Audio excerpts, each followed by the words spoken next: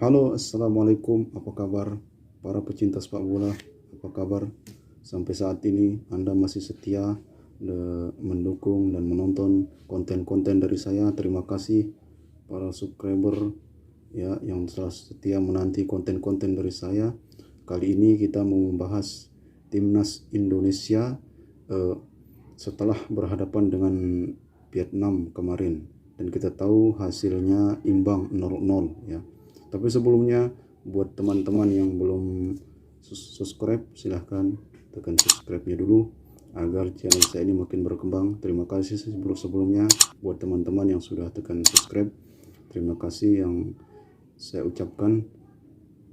Kali ini kita mau membahas timnas Indonesia setelah berlaga melawan Vietnam kemarin ya.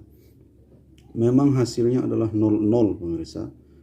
Ya, 0-0 adalah hasil, menurut saya hasil yang terbaik ya. Karena apa? Vietnam itu adalah timnas yang tak mudah dikalahkan, timnas yang kuat, timnas yang solid, timnas yang selalu bermain kolektif ya.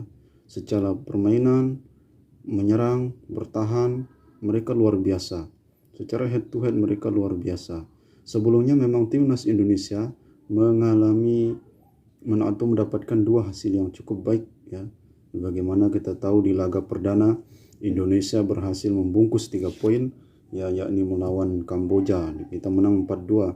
Berikutnya kita melawan Laos yang notabene juga kita akui memang lebih baik Kamboja ya, dan kita menang melawan Laos 5-1, skor yang sangat telak ya untuk Laos, walaupun kita kebobolan 1 gol ya, tapi tidak apa-apa karena itu tidak bisa dipungkiri Indonesia pertahanan masih ada celah yang bisa dimanfaatkan oleh lawan. Tapi apa yang kita petik dari hasil pertandingan Kamboja dan Laos adalah ada progres, ada peningkatan yang cukup signifikan ya. Walaupun level permainan Kamboja dan Laos belum seperti Malaysia dan timnas Vietnam. Kita lihat lawan Vietnam kemarin bahwa timnas Indonesia cukup kelabakan, cukup kewalahan karena mereka, timnas Vietnam, punya gelandang-gelandang yang ulet, kreatif ya.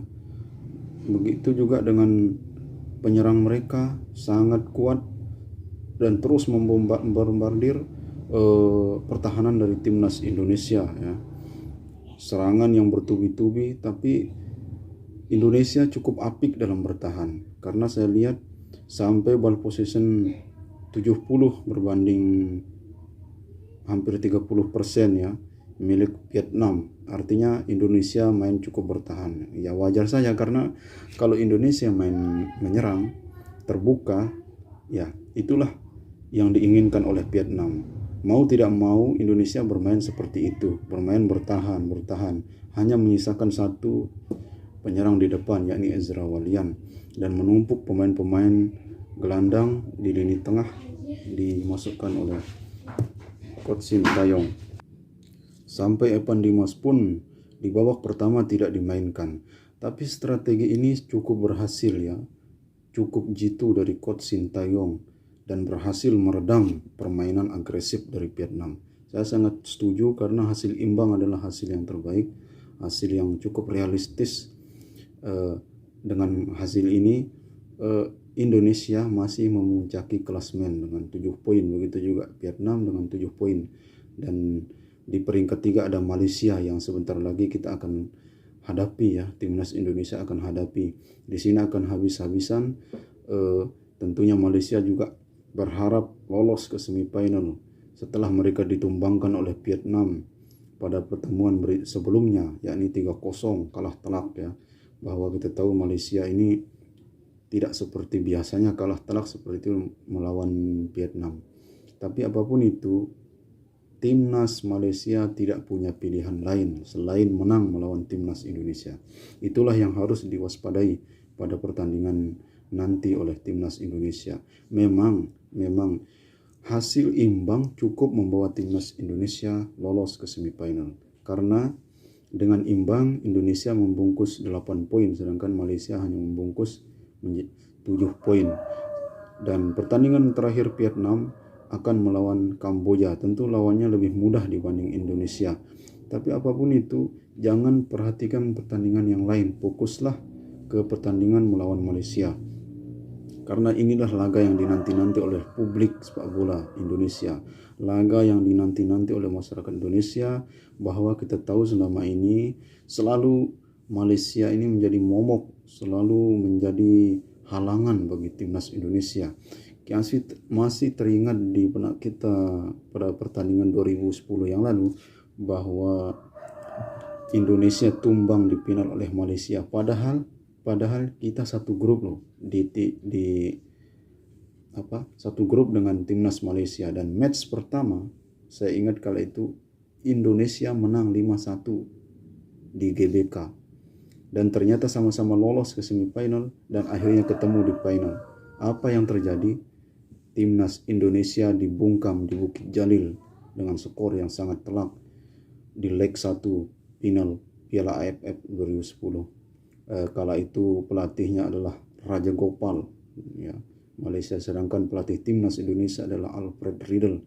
Dan berikutnya di leg kedua GBK Indonesia tidak bisa berbuat banyak, tidak bisa membalikkan kedudukan.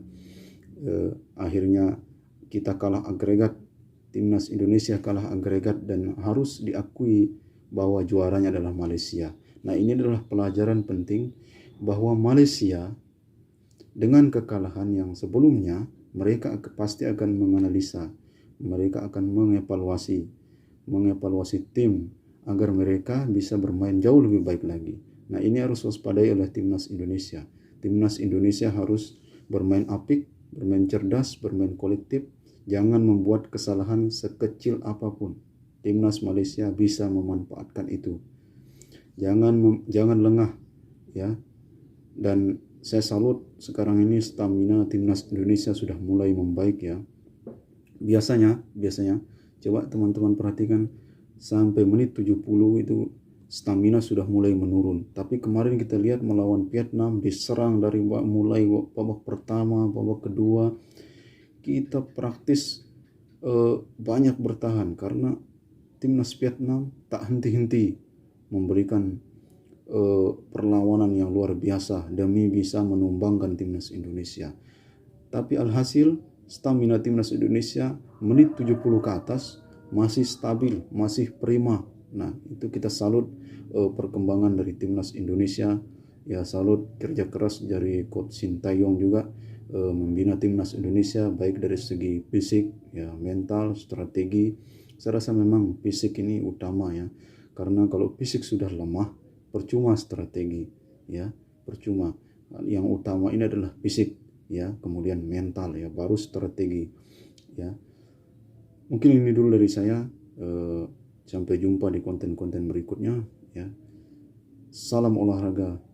Assalamualaikum warahmatullahi wabarakatuh.